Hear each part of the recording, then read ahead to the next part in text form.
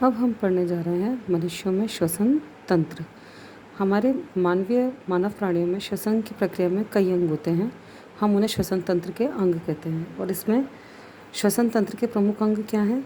NASA यानी कि हमारी नोज़, नासा मार्ग यानी ये नासा मार्ग आपका, नासा गुहा या नेज़ल कैविटी, ठीक है, ये आपकी नासा गुहा होती है, ये नासा द्वार होता है, ये नासा गुहा होती है। फिर श्वास नली, ये आपकी श्वास नली हो गई। उसके बाद श्वसनियाँ, ये दो श्वसनियाँ हो जाती हैं। फिर फुफ्फुस, ये आपके फेफड़े और डायफ्राम। तो ये टोटल कितनी चीज़ हो गई? 1 2 3 4 5 6, टोटल 6 चीज़ें हैं जो श्वसन तंत्र में आती हैं। ठीक है, आप जब इसका चित्र बनाओगे तो कैसे बनाओगे? ये वाली जो है ये बेसिकली नासिका की नली बताई गई है बेसिकली। तो यहाँ से एक आप बनाओगे तो ये नासा द्वार हो जाएगा ये वाला। और इसके नीचे यहाँ पर क्या होगा? माउथ। तो ये मुख गुहा है, यहाँ से ये माउथ के लिए बनाया गया है। ठीक है, जब ये पीछे की तरफ जाता है और ये इधर नीचे की तरफ नासिका की नली जब आती है तो ये यहाँ पर कॉमन हो जाता है इन दोनों का पाथ। ठीक है, और ये इस तरीके से ये नलिका यहाँ पर आगे बढ़ती है। फिर यहाँ से ये देखिए, ये आया और ये आया। अब ये क्या है? ये ग्रसनी है। यहाँ पर जब आप आते हैं तो यहाँ पर एक श्वास नली के ऊपरी सिरे पर एक वाक्य यंत्र होता है जिससे हम बोल पाते हैं।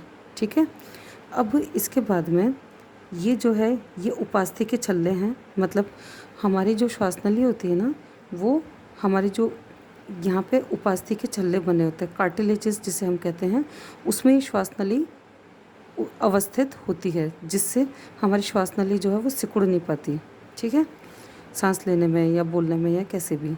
ठीक है, अब इसके बाद में ये जो श्वास नली है ये आगे जाके 2 श्वसनियों में विभाजित हो जाती है। देखिए यहाँ पे भी इस तरह से छल्ले लगे हुए हैं, है ना। और फिर 2 श्वसनियों में विभाजित हो गई। 2 श्वसनियों में विभाजित होकर हर एक जो श्वसनी है वो और ज़्यादा श्वसनिकाओं में, इस तरह से ढेर सारे श्वसनिकाओं में विभाजित हो जाएगी।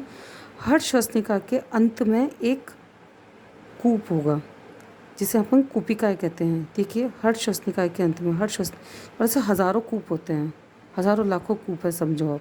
ठीक है, ऐसे दोनों फेफड़ों में उपस्थित हैं जिन्हें हम इन कूपिकाओं को वायुकोश भी कहते हैं। ठीक है, तो मैंने आपको ये सब पूरा बता दिया। अब इसके बाद में ये आपकी वक्ष गुहा हो गई। ठीक है, और ये सबसे नीचे क्या आ गया? डायफ्राम। और डायफ्राम के नीचे उदर गुहा आ जाती है, यानी हमारा जो स्टमक वगैरह है वो सबका सिस्टम इसके नीचे शुरू हो जाता है।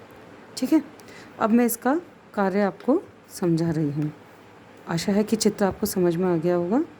नासिका, मुख गुहा से ग्रसनी, ग्रसनी से यहाँ पर वाक्य यंत्र आया, वाक्य यंत्र से श्वास नली से 2 श्वसनियों में विभाजित हुआ। श्वसनी जो है श्वसनिकाओं में विभाजित हुई ढेर सारी।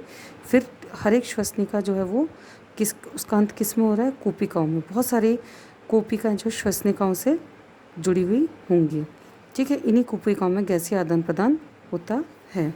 ठीक है, अब इसके बाद में मैं आपको मनुष्य में श्वसन समझाने की कोशिश करूँगी।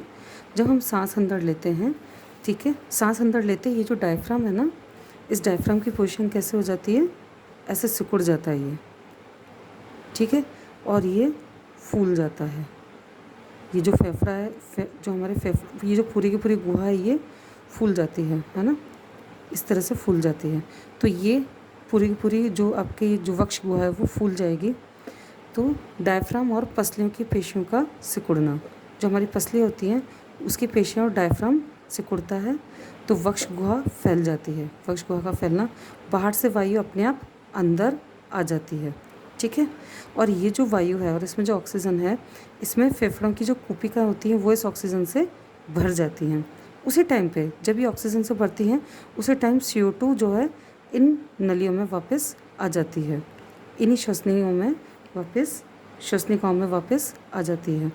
अब ये जो फेफड़ों की कूपिकाएँ जब ऑक्सीजन से भरती हैं तो ये जो कूपिकाएँ हैं यहाँ पर क्या होती है, रक्त केशिकाएँ भी होती हैं, कूपिकाओं से ही संबंधित रक्त केशिकाएँ होती है। तो ये जो ऑक्सीजन है रक्त केशिकाओं से कहाँ चली जाती है, हृदय में।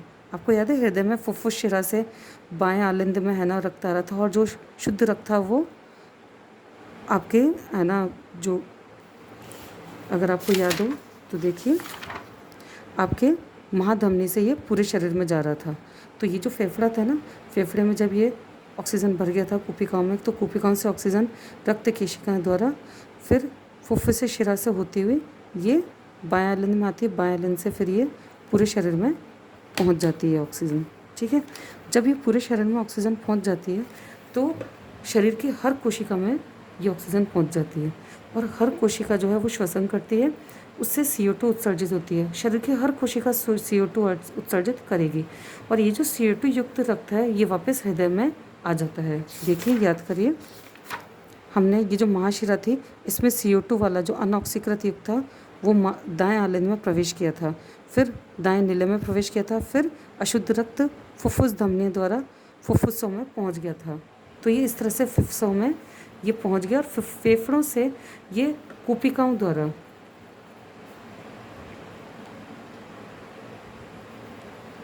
वापस CO2 जो है वो वापस श्वसनिकाओं द्वारा, श्वसनिकाओं से फिर श्वसनी, और फिर वापस ये जो CO2 है वो हमारे नाक के द्वारा यहाँ बाहर निकल जाए। इस तरीके से ये CO2 बाहर निकल जाती है। विश्राम के समय जो प्रौढ़ व्यक्ति होता है वो 15 से 18 बार सांस ले लेता है। इस प्रकार से मुझे आशा है कि आपको ये अच्छे से समझ में आ गया होगा। धन्यवाद।